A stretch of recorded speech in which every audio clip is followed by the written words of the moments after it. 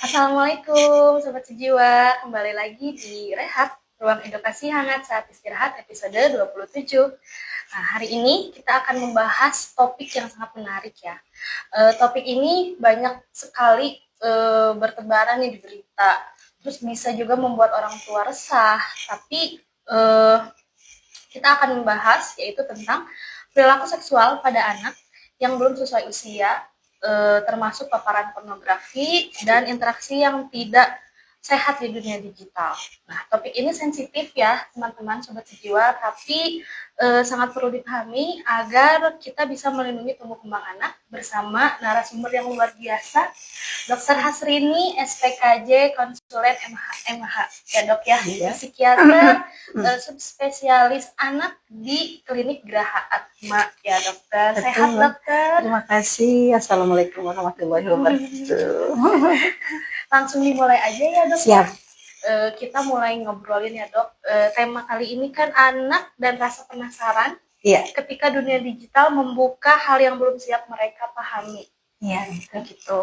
Nah, ada pertanyaan langsung mulai ya dok ya. Enggak. Kenapa dok isu seksualitas dini itu pada anak penting banget dibahas, terutama ketika rasa penasaran makin dipicu oleh dunia digital, karena kita kan tahu ya dok, sekarang anak-anak udah mulai main gadget. Betul. Bisa akses apa aja, maupun sosial media, YouTube, atau misalnya film-film mereka bisa akses dengan gampang gitu. Menurut dokter gimana nih isu seksualitas dini yang berhubungan dengan digital zaman sekarang? Oke. Jadi Assalamualaikum warahmatullahi wabarakatuh untuk semuanya gitu. Jadi sebetulnya untuk pertumbuhan seorang anak dan remaja itu diperlukan tahap-tahap tertentu. Misalnya kalau kita ngelihat bunga sedang berkembang itu nggak bisa langsung kembangnya keluar gitu ya. Jadi harus dari itunya dulu, dari bawah keluar, itu ada tahap-tahapannya gitu. Jadi sebetulnya seksualitas itu memang sebetulnya normal gitu ya. Nah, cuman yang bahaya itu kalau misalnya yang belum saatnya udah kena. Jadi sebetulnya seperti kayak pohon yang berkembang, belum kembang nanti udah diwarnai seperti itu. Jadi nanti jadinya kan jadi bisa nggak sempurna. Betul, gitu aja. Jadi dan lagi sekarang ini kan media sosial tentang itu tuh udah tidak ada batasnya ya, kayak rumah mah nggak ada pagernya gitu. Jadi itu yang paling bahaya kalau menurut saya. Nah, kalau tadi dokter bilang memang seksualitas itu sebetulnya normal ya dok, maupun dari anak remaja, apalagi udah pasti anak kecil pun mungkin sudah ada yang sudah mengerti, ada yang belum gitu ya dok. Nah, banyak orang tua yang bingung membedakan mana yang masih di tahap wajar, mana yang sudah mungkin anaknya lebih terbuka sebelum waktunya gitu dok. Cara membedakan atau batasannya itu seperti apa sih dok? Iya, terima kasih. Jadi batas-batasnya antara wajar sama tidak itu jadi tergantung gitu ya. Jadi tergantung. Jadi kalau misalnya anak-anak dia pengen tahu, dia lihat misalnya ibunya sama bapaknya punten-punten gitu ya, kalau habis dari kamar mandi suka nggak pakai baju gitu ya. Jadi si anaknya kan jadi pengen tahu. Jadi kalau ketidaktahuan itu barangkali untuk anak-anak nggak apa-apa gitu ya, maksudnya biasa saja. Jadi kalau tapi yang bahaya itu kalau misalnya keingintahuannya itu berlebih gitu ya. Misalnya si anak, misalnya kita pakai contoh aja anak yang remaja, dia kan kepengen tahuannya banyak banget. Jadi batas-batasannya kapan kalau dia keingin tahuan itu akhirnya jadi mengganggu faktor psikisnya, jadi dia merasa cemas karena dia diem-diem gitu ya. Kemudian jadi karena sembunyi-sembunyi jadi orang tuanya, jadi nggak pernah bersosialisasi keluar rumah, jadi dia di dalam aja diam aja di rumah gitu ya. Terus untuk PR juga jadi nggak dikerjain. Jadi intinya adalah kalau misalnya dia masih dalam keadaan baik-baik saja dan memang dia membicarakannya dengan orang tua gitu ya, tidak diam-diam dan tidak ada yang berubah dari anak itu, misalnya dari tidurnya, dari emosinya, dari tingkah lakunya gitu ya. Jadi kita masih bilang itu dalam fase yang baik-baik saja gitu ya. Jadi tapi orang tua juga memang harus mengawasinya. Yang bahaya itu adalah kalau kelihatannya baik-baik saja, tapi di luar tidak baik-baik saja, gitu ya. Jadi seperti itu. Jadi tapi kita dari orang tua bisa ngelihat dari indikator-indikator itu, gitu ya. Jadi kalau misalnya anak-anak remaja tuh memang kepengen taunya betul, tapi kalau kepengen tahuannya itu jadi mengganggu sekolahnya, mengganggu emosinya, mengganggu hubungan sosialnya, itu yang akan menjadi masalah. Berarti dok, untuk melihat perilaku anak itu peran orang tua penting banget ya dok? Ya, jadi sebetulnya kalau saya lihat dari anak-anak yang datang ke saya gitu, hampir semua masalah itu memang orang tuanya itu memang tidak ada di sana di waktu anak itu perlu gitu ya. Dan kemudian orang tua juga tidak ada pengawasannya, mungkin karena zaman sekarang ini memang semua orang harus bekerja, ekonominya susah, jadi kayaknya di dalam pikirannya itu kayaknya lebih memikirkan itu, dan kadang-kadang suka jadi abai dengan anak-anak gitu. Jadi kita bilang anak-anak mah udah besar lah pasti bisa gitu ya. Karena ini faktor-faktor ini media sosial kan nggak kayak kita zaman dulu gitu ya. Kalau kita zaman dulu tuh kan kita kalau mau kayak gitu tuh misalnya harus ada CD gitu ya, tahu ya waktu dulu untuk itu. Kalau sekarang tuh nggak usah kayak gitu. Dari laptop yang dibilangnya ada pekerjaan rumah juga dia tinggal pencet satu kali juga udah keluar. Jadi hanya butuh barangkali nggak ada 1 menit dan hanya butuh 1 telunjuk saja. Waktu zaman dulu kan kita mesti keluar dulu, mesti bareng teman-teman. Nah, kalau sekarang itu available-nya ada, ketersediaannya itu ada dalam itunya, wifi-nya, dan lagi-lagi seperti itu. Terutama itu terjadi setelah COVID. Jadi orang tua pasti karena orang tua pasti akan menyediakan semua wifi untuk keperluan sekolah. Mana ada orang tua yang tidak memberikan itu gitu ya. Tapi di balik itu gitu, di situ ada sesuatu yang tersembunyi atau yang perlu diawasi sebetulnya. Ya, karena balik lagi ya dok, kalau saya baca-baca dari internet, mungkin dari media sosial, memang betul yang tadi dokter sebutkan. Biasanya perilaku anak yang seperti itu karena tidak adanya peran orang tua. Tapi kita juga tidak bisa menyalahkan orang tuanya ya dok. Tadi yang dokter sebutkan mungkin orang tuanya sibuk mencari nafkah atau mungkin misalnya sibuk bekerja.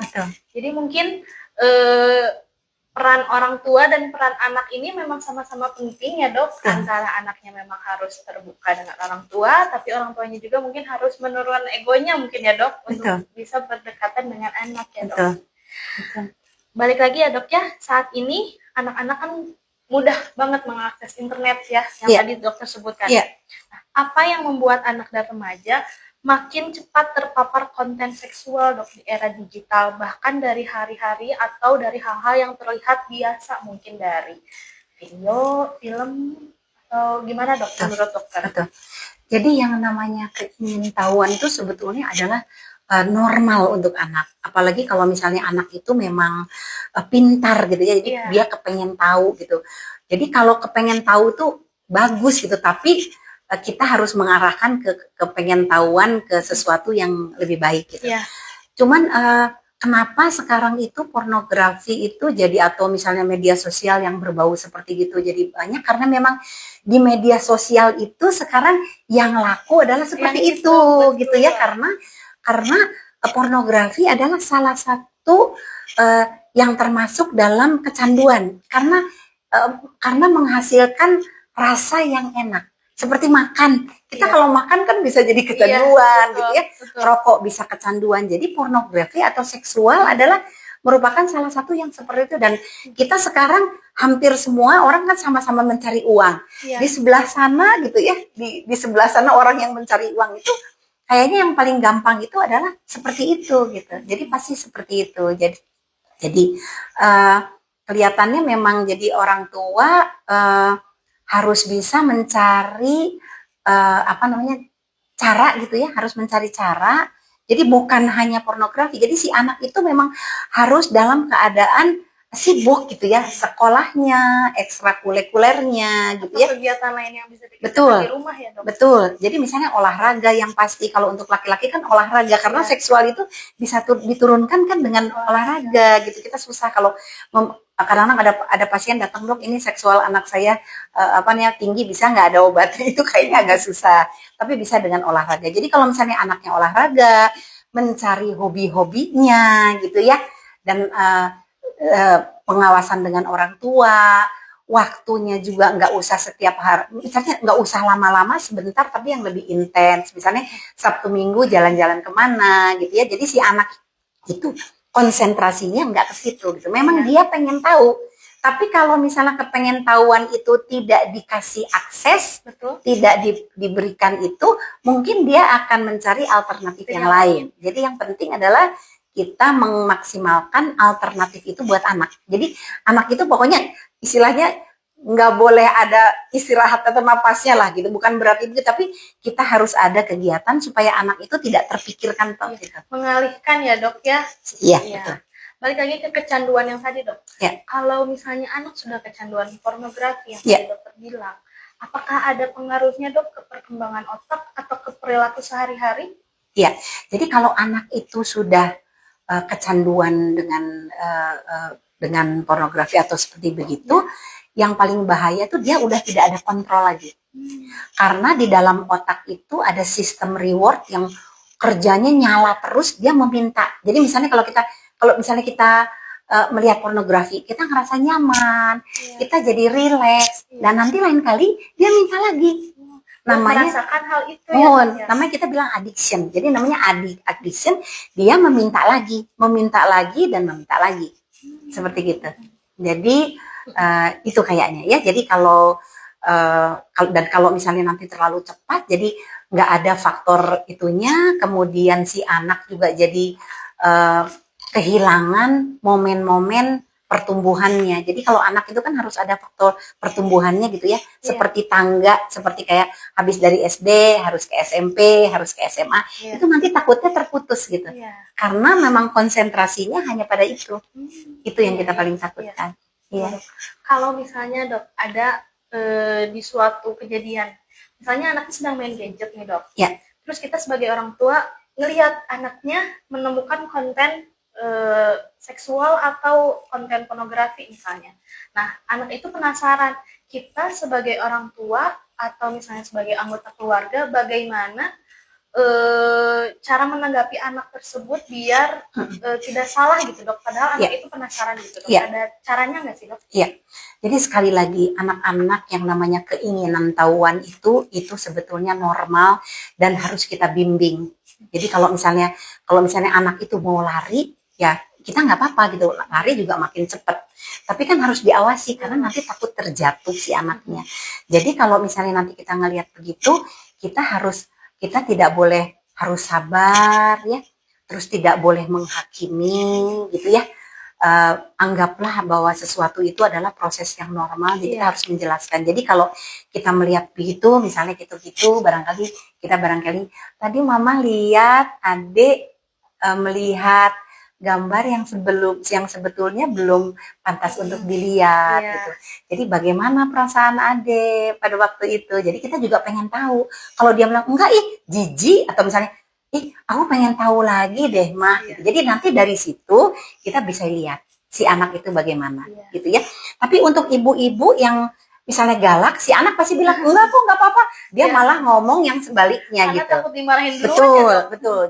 Jadi kalau misalnya ibu-ibu sama bapak-bapak belum siap untuk itu, bisa tarik napas dulu, ya, atau jangan dibicarakan saat itu. Barangkali ibu makan dulu, ngopi dulu biar tenang, baru masuk lagi di situ, baru kita ngomong sama anaknya, atau kita santai, jangan dihakimi. Sini nak, kita ngomong soal ini, itu anak pasti udah takut.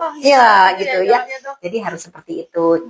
Dan nanti barangkali bilang, misalnya gitu, adek penasaran ya, adik pengen tahu, ayo nanti sama mama dampingi seperti gitu, supaya nanti kita bisa jadi lebih sehat gitu ya, tidak terjadi hal-hal yang gini, karena konten ini adalah sebetulnya konten dewasa di mana adik belum siap untuk melihat seperti ini gitu. Jadi seperti itu. Iya. Kalau orang tua atau misalnya anggota keluarga mungkin bisa menerapkan yang tadi dokter sebutkan, mungkin bisa anak juga jadi mengerti, terus tidak menjadi penyimpangan mungkin ya dok. Betul. Nah kalau misalnya dok, anak yang rasa penasarannya itu tidak terpenuhi, misalnya dia makin menggebu-gebu rasa penasarannya, terus tidak tersalurkan, tidak ada yang membimbing. Nah kalau zaman sekarang di berita dok banyak kasus pelecehan seksual antar anak. Betul. Ya, apakah hal ini didasarkan pada rasa penasaran mereka yang tidak tersalurkan, atau misalnya gimana dok itu? Iya, sebetulnya pornografi tidak 100% membuat anak juga jadi pelecehan seksual. Karena pelecehan seksual itu bisa saja dia terjadi dulu dia pernah dilecehkan gitu ya, atau misalnya dia mendapatkan penyiksaan di rumah atau segala macam, akhirnya dia akan melakukannya di luar. Tapi pornografi itu besar sekali andilnya untuk anak menjadi pelecehan seksual. Jadi kadang-kadang si anak itu penasaran gitu, apa sih rasanya, karena dia lihat di pornografi itu bagaimana melakukan itu gitu ya. Misalnya dia melihat payudara seorang wanita gitu ya, jadi dia pengen tahu aslinya seperti apa sih. Iya, jadi nanti dia biasanya akan melakukan, biasanya pelecehan seksual dilakukan biasanya yang pelaku itu melakukannya kepada anak yang lebih muda, anak lebih, misalnya adiknya gitu ya, dia celananya seperti gitu. Jadi biasanya pada yang pelan-pelan dulu, dan yang dia anggap anak itu tidak akan melapor, gitu ya, yang takut, jadi dia ancam dulu. Jadi bisa sekali hal itu dilakukan, karena ada pasien, beberapa pasien juga datang memang dia melakukan itu kepada temannya. Jadi dia kepada temannya, dan temannya takut, jadi nggak ngomong. Karena dia perempuan, jadi dia nggak ngomong. Jadi hal itu ada saja terjadi, kasus-kasus itu. Kalau tadi misalnya kasus-kasus yang udah dokter sebutkan, kalau misalnya si anak semakin berlarut pada rasa penasaran yang tidak tersalurkan itu ya dok, tapi tidak ada yang membimbing, tidak ada yang membantu, apakah bisa menjadi gangguan jiwa dok? Atau gangguan perilaku yang tadi dokter sebutkan? Iya, sebetulnya kalau misalnya sebetulnya anak-anak yang keinginan tahunya itu tidak tersalurkan, bisa sekali ada gejala-gejala gangguan kejiwaan, misalnya cemas gitu ya. Kemudian dia sedih, kemudian dia menjadi agresif, dia menjadi agresif sekali.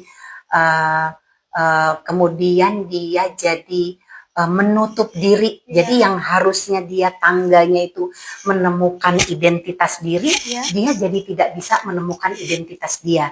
Jadi kalau anak-anak dengan yang tidak terbentuk identitasnya, itu cenderung untuk bisa jadi gangguan kejiwaan lebih mudah. Iya. Jadi gitu, seperti itu. Jadi kayak tanaman belum jadi gitu. Jadi kalau misalnya kena hanyut sedikit juga bisa hanyut. Tapi kalau misalnya anak itu dengan identitas yang bagus, segala macam, itu mau kena angin apa juga dia akan tetap berdiri dengan tegak. Tapi kalau misalnya sudah ada anak yang melakukan penyimpangan, atau misalnya mungkin rasa penasaran atau bagaimana, tidak melulu langsung dicap gangguan jiwa ya dok, masih ada tahapan-tahapan yang mungkin harus dilihat dulu, soalnya takutnya di lingkungan mungkin, atau misalnya di anggota keluarga juga, kan sekarang stigma masih kuat ya dok. Nah nanti dicap misalnya langsung, ini nih anak ini gangguan jiwa karena ini, tidak juga ya dok? Iya, jadi biasanya yang sering tuh ibu-ibu mendapatkan si anaknya kok jadi ketagihan itu dan menemui dan ketagihan. Biasanya kalau kita udah ketagihan itu dikasih tahu nggak mau gitu ya, terus nanti dia diem-diem gitu. Jadi nanti biasanya dia dibawa ke kita.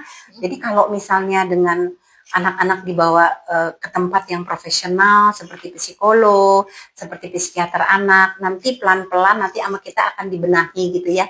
Jadi kalau misalnya ada gangguan, sedikit nanti kita obati, kemudian nanti kita pakai CBT atau cara berpikir anak itu, jadi mungkin akan bisa menjadi lebih baik. Jadi jangan takut ya dok dibawa ke tenaga kesehatan yang Betul, profesional. betul, Iya. betul. Jadi jangan nanti malu, betul, jangan takut. betul. Betul Jadi ya, dok? ibu-ibu sama bapak-bapak kalau misalnya ada masalah bisa datang ke kita klinik Keswara ya. Jadi kesehatan anak dan remaja, mau di Rumah Sakit Jiwa Cisarua maupun di Geraha Atma nih deket di kota. Jadi silahkan nanti saya tunggu ya. Nanti kalaupun anak ini tidak perlu obat misalnya, kita perlu psikolog, nanti antara psikiater anak dan psikolog akan bekerja sama supaya anak ini kalau misalnya ada kalau barang sih misalnya ada cacat, jangan jadi cacatnya tuh jangan jadi lebih dalam lagi. Kalau superficial saja seperti kayak ada kertas kita menulisnya keras, itu nanti bisa kita hapus insya Allah. Tapi kalau misalnya terlalu dalam itu yang nanti kita butuh waktu. Tapi tenang aja, nanti kita akan bantu, kita akan dampingi Bapak dan Ibu semua sekalian. Iya, betul ya Sobat Sejiwa. Boleh kalau sambil mendengarkan live ini, kalau misalnya ada kerabatnya atau mungkin misalnya keluarga yang dikenal atau teman yang mengalami juga hal yang serupa yang tadi dibicarakan oleh dokter, bisa datang ke Rumah Sakit Jiwa Provinsi Jawa Barat di Polikeswara dan di Klinik Geraha Atma yang ada di Bandung di Polikeswara juga ya dok. Insya Allah kita tidak akan menghakimi, memang judulnya Rumah Sakit Jiwa, tapi gangguan kesehatan jiwa itu kan ada yang dari ringan menjadi berat, jadi tidak semuanya. Betul. Jadi kami tunggu ya bapak-bapak ibu kalau ada masalah. Dok, balik lagi ya dok. Ya. Kalau misalnya ada anak yang seperti kasus yang tadi dokter sampaikan, apa langkah pertama yang harus dilakukan orang tua? Terus kapan nih anak perlu dibawa ke tenaga profesional? Harus tandanya tuh harus menunggu anak kayak gimana dulu dok, biar orang tua itu, oh ini tandanya saya harus langsung bawa nih ke tenaga profesional misalnya. Betul. Jadi kalau menurut saya, kalau misalnya ibu sama bapak melihat, jangan panik gitu. Jadi jangan misalnya dia barangkali cuma satu kali lihatnya, barangkali nanti sama kita bisa ibu sama bapak barangkali bisa. Jadi kalau menurut saya sebetulnya secepatnya gitu ya. Jadi kalau bisa secepatnya, terus kemudian ibu bapak bisa juga berkonsultasi dengan guru BK-nya, barangkali apakah sebetulnya sudah ada masalah di sekolahnya gitu, apakah barangkali ternyata memang sudah ada di situ, atau kita barangkali bisa bicara dengan teman-temannya dulu gitu ya, teman-temannya gitu dengan pelan-pelan gitu, gimana ya, misalnya anak saya gimana, adik nggak apa-apa ya gitu, kita cuma tanya gitu ya, jadi jangan sampai mempermalukan anak. Jadi kita bisa mencari gitu, karena nanti kalau datang ke tempat kita, kalau bisa secepatnya, kita akan menanyakan juga hal itu. Jadi kalau orang tua itu punya data-data yang lebih lengkap, untuk kita juga akan menjadi lebih mudah gitu. Ya, jadi kapan saja. Bisa kapan saja ya? Iya, boleh. Tapi jangan ditunda-tunda gitu ya, karena pekerjaan, karena sibuk. Jadi kalau bisa sih dibawa. Iya. Banyak orang tua juga dok yang merasa tabu nih membicarakan seks pada anak. Nah, bagaimana cara memulai edukasi seksual yang aman, sederhana, dan sesuai usia untuk mengelola rasa penasaran anak? Untuk melakukan seks edukasi mungkin ya dok, baiknya gimana cara kita memulai sebagai orang tua kepada anak, dan baiknya tuh dimulai dari umur berapa sih dok untuk seks edukasi ini? Betul. Jadi kita tuh susah banget gitu di Indonesia itu, karena seksual itu betul-betul tabu. Iya. Ya, betul. Kita juga negara agamis banget, kita juga tabu gitu membicarakan. Jadi kalau menurut saya, punten, ibu sama bapak belajar dulu pada diri sendiri. Jangan-jangan kitanya juga jadi susah gitu mengajarkan kepada anak ya. Jadi kalau ibu bapak susah mengajarkan kepada anak, bisa dibawa kepada kami, ya nanti sama kami juga kita bantu.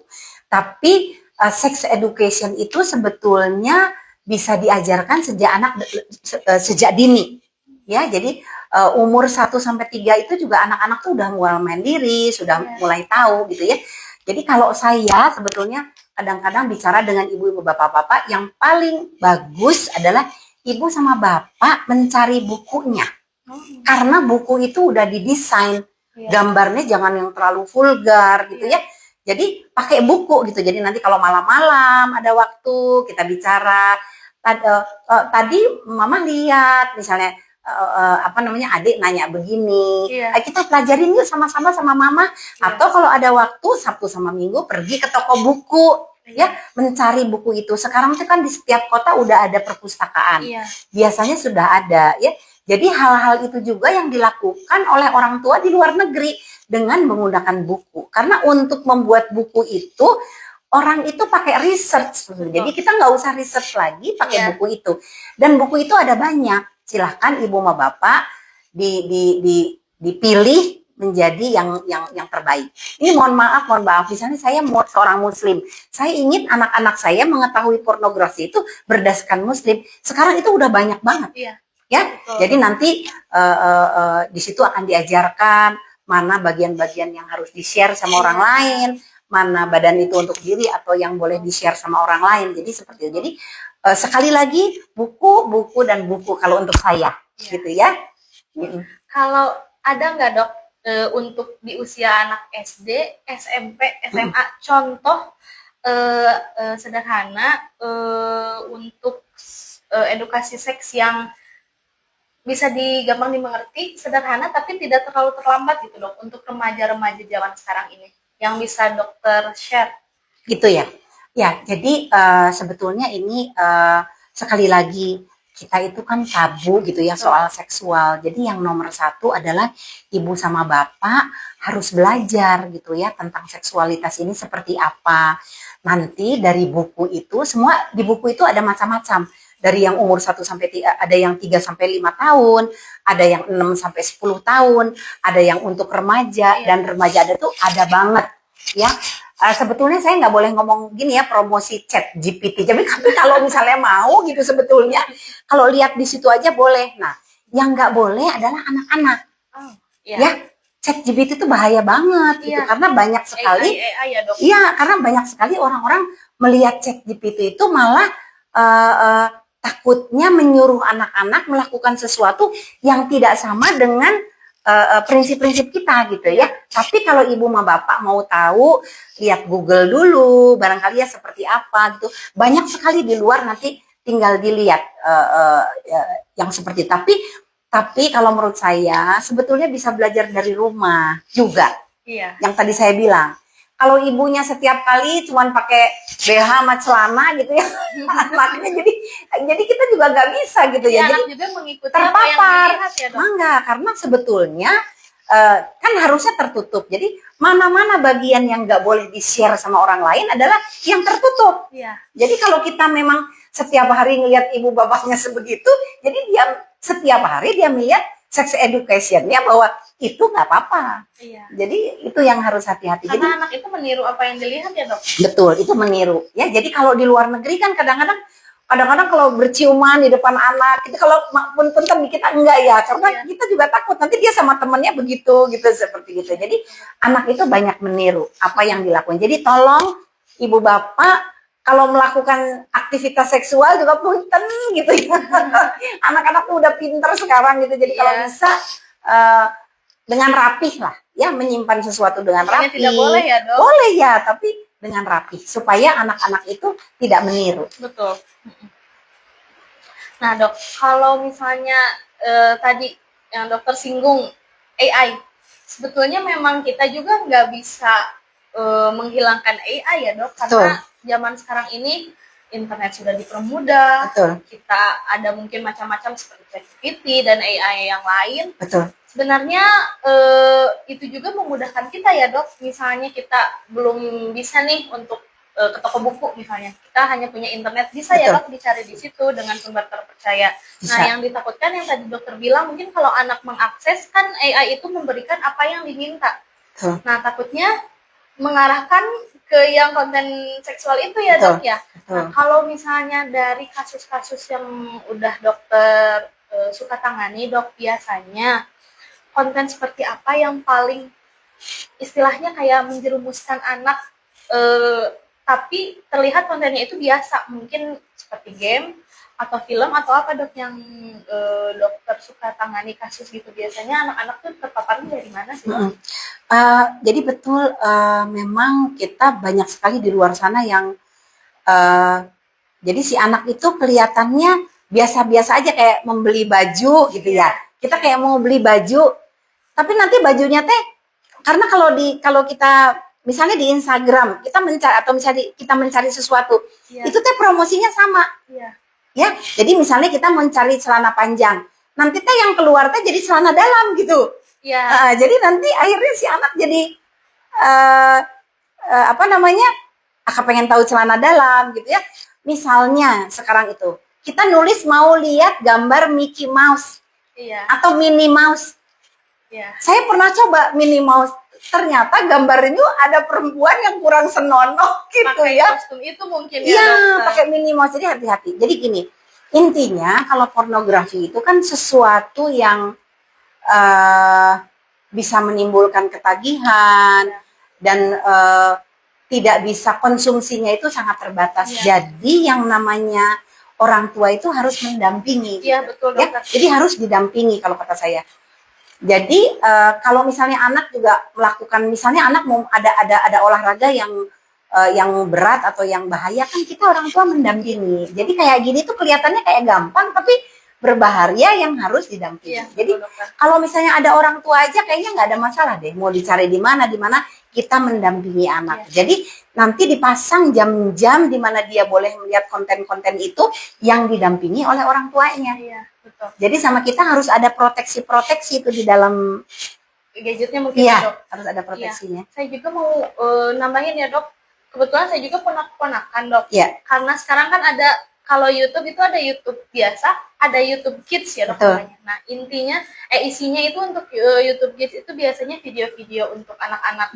Tapi tetap aja ternyata di dalam itu tuh ada konten-konten yang terselip. Ada mungkin konten dewasa atau seksual, tapi dikemasnya itu dalam bentuk kartun, mungkin dalam bentuk bahasa gimana gitu. Jadi tetap dok betul pengawasan orang tua atau mungkin anggota keluarga itu penting banget ya dok. Karena meskipun sudah diproteksi seperti YouTube Kids atau kita sudah download apa misalnya tuh, tapi tetap aja ya dok.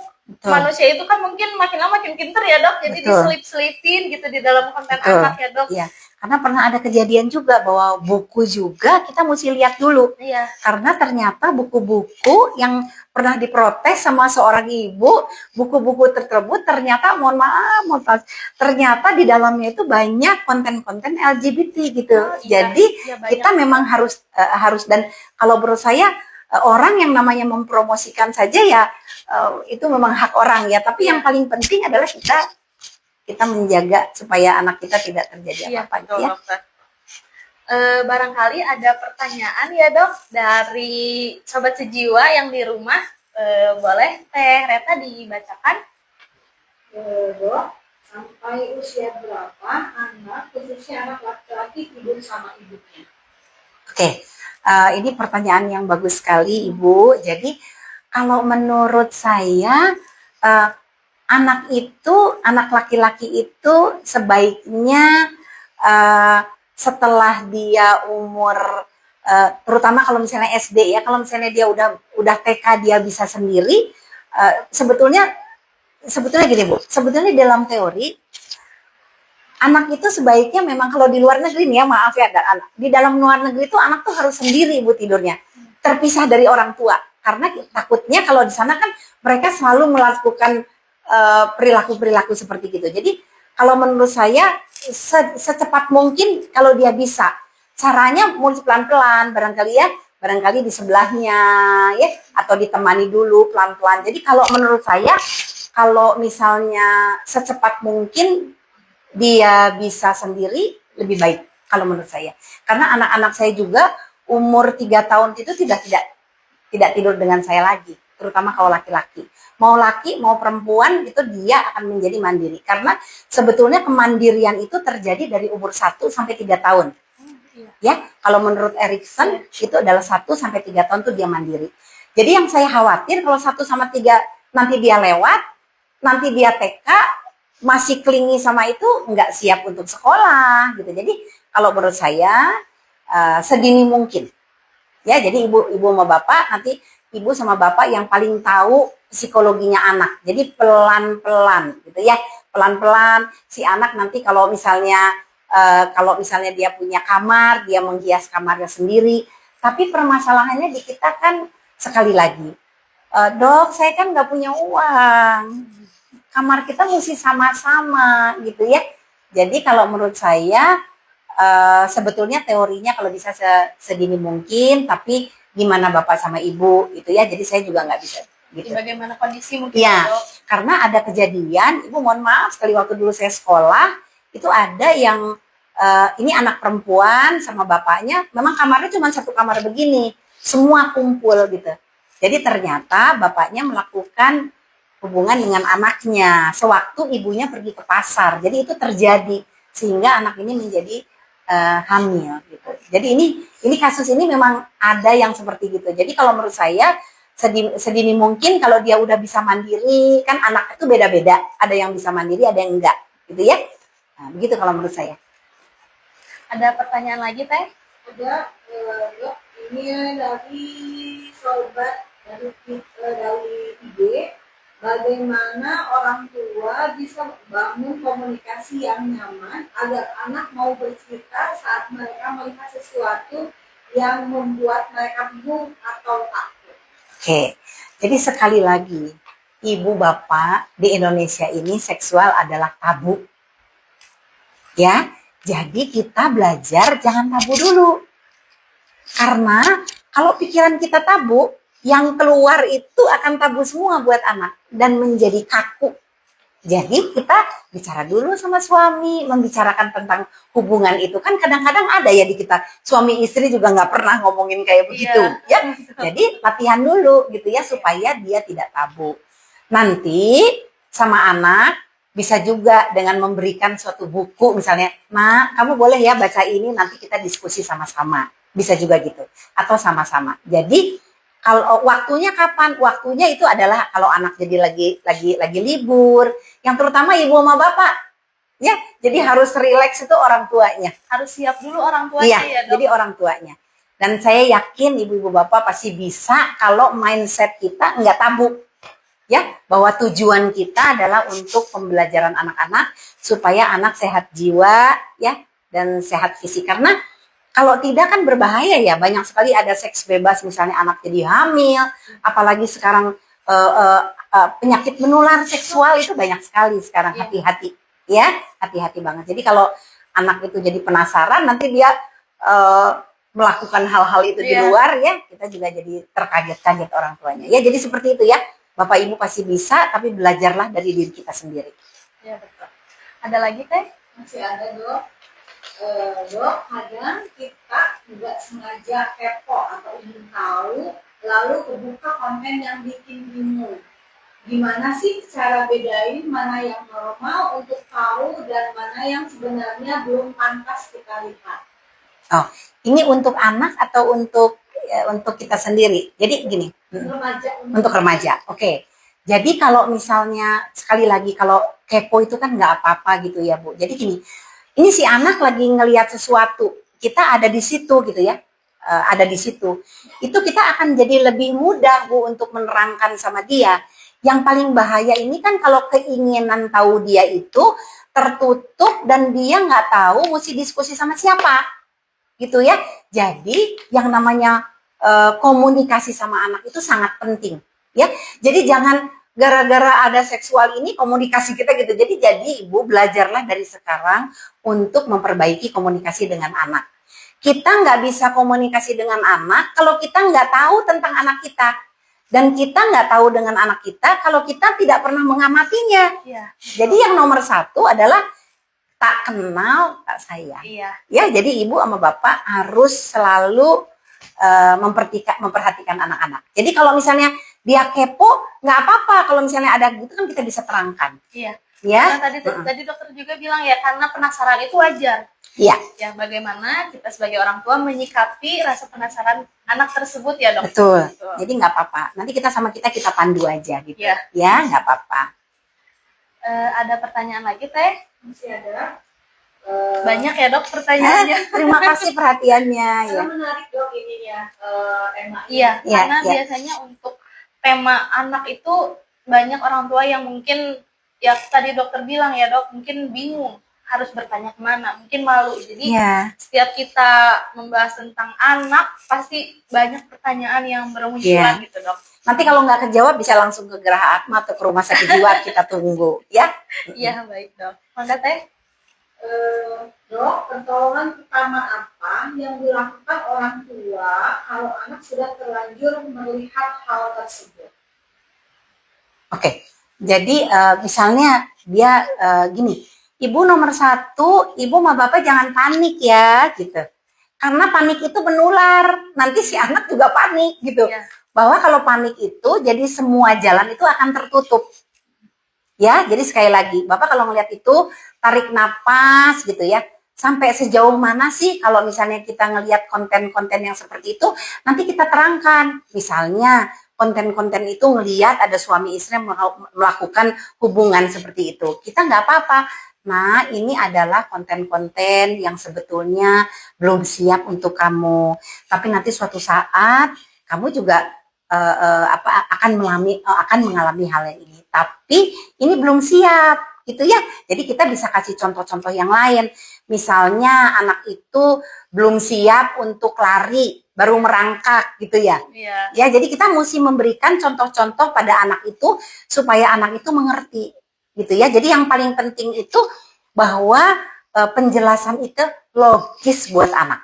Ya, dan sekali lagi kalau kita jelaskan pada anak, terus kita mesti bilang, "Nak, kamu mengerti, ada lagi yang mau ditanyakan, itu wajib, nggak apa-apa. Nanti kalau mama nggak bisa jawab, kita cari."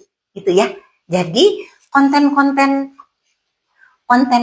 pornografi itu nggak usah anak kita. Barangkali kita yang seumur dulu pada waktu dulu kita kecil juga kita suka melihat seperti itu, atau kita melihat orang tua kita melakukan gitu. Tapi sampai sekarang juga insya Allah nggak ada apa-apa gitu ya. Jadi kalau jangan panik. Kalau ada apa-apa nanti kita terangkan. Mudah-mudahan sesuatu yang salah itu nanti akan menjadi baik gitu. Tapi ibu-ibu sama bapak-bapak jangan khawatir. Kalau ada apa-apa, kami sebagai tenaga profesional tinggal datang aja. Nanti kan bapak sama ibu jadi lebih mudah, dan kami juga menerima BPJS gitu. Jadi jangan khawatir gitu ya. Jadi nanti bapak tinggal ke sini, kami senang banget gitu kalau bisa menyelesaikan persoalan bapak ibu. Satu lagi Dok, kadang khawatir kalau anak main HP sejenis YouTube Short, TikTok, dan Reels IG itu dampaknya bisa psikologi dan kognitif seperti apa, dan upaya antisipasinya. Oke, Ibu sekarang begini, sesuatu yang enak gitu ya Bu ya, mengenakan, itu harus dibatasi. Ya, misalnya apa Bu? Makan, apalagi tuh adiksi tuh, apalah Bu yang enak gitu ya, misalnya gitu. Seksual juga kan harus dibatasi ya Bu ya. Nggak bisa kita seksual juga banyak-banyak gitu, nggak bisa ya Bu ya gitu ya. Jadi kalau menurut saya semua harus ada batasnya. Jadi ibu sama bapak harus bicara dengan anak berapa jam satu hari dia boleh. Ya, kalau dia mau menonton TikTok segala macam boleh, tetapi tolong sampaikan. Mama paling takut sebetulnya kalau nanti tiba-tiba ada seperti itu. Tapi mama sudah memproteksi, bilang aja kami sudah memproteksi. Tapi tolong kasih tahu mama kalau masih ada yang begitu gitu ya. Jadi kalau menurut saya apa tuh namanya, kuncinya ada di kita gitu ya. Jadi kita mau deres airnya apa enggak, kita yang mengawasinya anak-anak gitu ya. Jadi kalau kata saya, kita juga nggak boleh, kita juga nggak bisa ya nyuruh anak-anak nggak boleh pakai itu, aduh susah ya, karena ada pasien-pasien juga begitu jadi depresi banget karena teman-temannya punya, dia nggak punya HP gitu ya. Jadi yang paling bagus adalah dia punya, dia melihat ya, tapi kita awasi. Itu yang paling penting adalah pengawasan, karena saya lihat anak-anak yang adiksi dan yang lain-lain itu mohon maaf ibu bapaknya kebetulan lengah gitu ya. Jadi sekali lagi kalau ibu bapak nggak ada, kita bisa mengajarkan mbak-mbak di rumah atau pakai CCTV gitu ya. Jadi kita bisa tahu gitu ya. Atau kita barangkali minta tolong kakek sama nenek supaya datang ke rumah ikut mengawasi. Jadi kita, kalau menurut saya, kita bersama-sama pasti bisa. Ya. Ada lagi Teteh? Udah cukup. Banyak banget Dok pertanyaan tadi, bagus-bagus juga. Terus ternyata netizen di rumah juga mungkin banyak juga pertanyaan yang belum dijawab mungkin. Nah, nggak kerasa Dok, waktunya udah mau habis. Terima kasih. Untuk satu pertanyaan terakhir mungkin ya Dok, ada pesan nggak Dok untuk anak-anak atau remaja, bahkan untuk orang tua di masa yang gampang terpapar konten seksual di dunia digital ini, ada pesan nggak Dok? Ya, pertanyaannya bagus ya, dan jadi ibu-ibu bapak sekalian, yang namanya keingintahuan anak itu sangat baik gitu ya Bu ya, sebetulnya itu bagus. Tapi seperti mata koin gitu ya, yang kadang-kadang baik, kadang-kadang bisa jadi celaka gitu. Jadi kalau menurut saya, anak-anak yang paling bahaya terkena itu sebetulnya yang paling lebih mudah terkena, lebih bahaya sebetulnya. Tapi kalau mudah sekali, biasanya dia masih belum ada memorinya.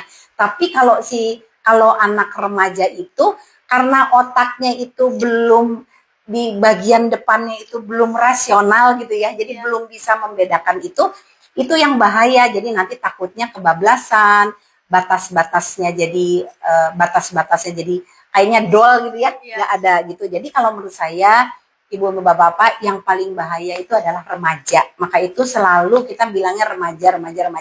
Karena remaja itu badannya sudah siap untuk dewasa, tapi secara mental dia masih belum gitu.